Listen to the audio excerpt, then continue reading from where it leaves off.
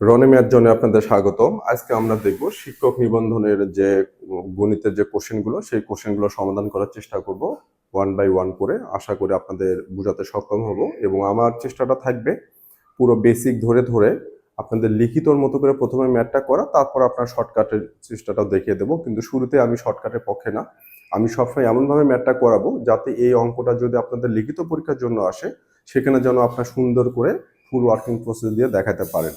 কারণ আপনি শর্টকাট শিখলেন কিন্তু সেম ম্যাথটা যদি লিখিততে আসে, তখন কিন্তু আপনি শর্টকাট ম্যাথ দিয়ে কিন্তু ওখানে লিখিত জন্য সেটা করতে পারবেন না।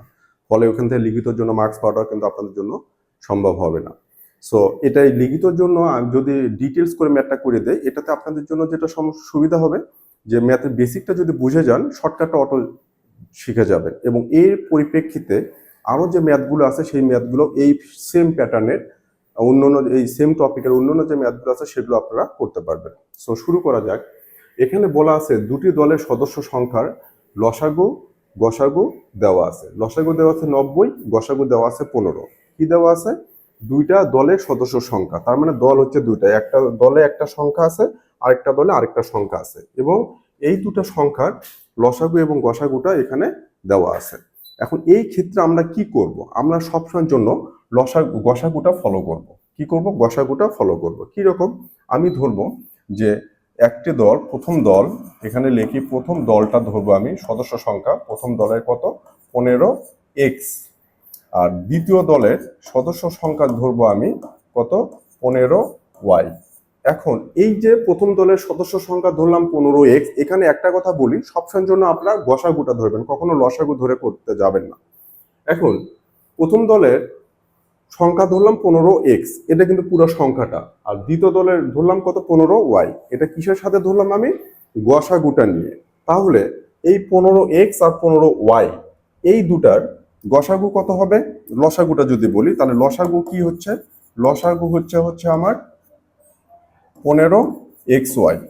কারণ দেখেন এই দুটো যখন লসাগু নেব, আমি কি করব? এখান থেকে 15x নিলাম, এখান থেকে 15 অলরেডি নেওয়া আছে, তাহলে কি নেব? xy।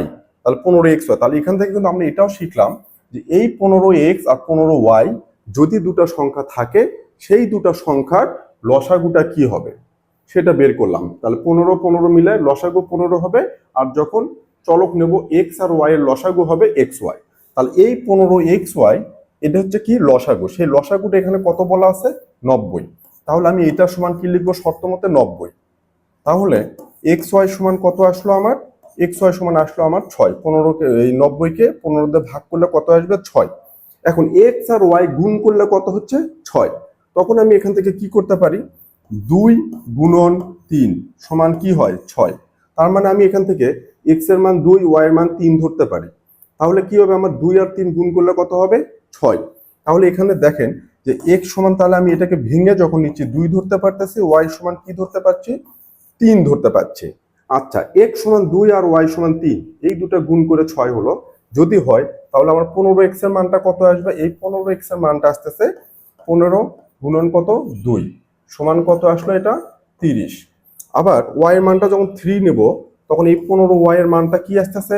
15 গুণন 3 কত? 3 15 45।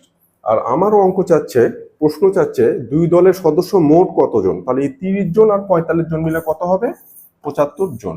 তাহলে আমার উত্তরটা হবে খ। তাহলে আমি এখান থেকে একটু সামারি করি। সেটা হলো, আমি প্রথমে দেখব লসাগু গসাগু। আমি সবসময়ের জন্য গসাগুটাকে ধরবো। তাহলে 15 আছে, আমি ধরবো যে প্রথম দলের সদস্য সংখ্যা 15x এবং দ্বিতীয় দলের সদস্য সংখ্যা 15y, এবং 15x আর 15y এই দুটার কি বের করতেছি? এবার আমি লসাগু ধরতেছি। তার লসাগু কি হবে? এখানে 15x 15y এর লসাগু হবে 15, 15 লসাগু হচ্ছে 15, x আর y আলাদা থাকলে লসাগু হবে xy। তাহলে 15xyটা হচ্ছে আমার লসাগু, সমান কত?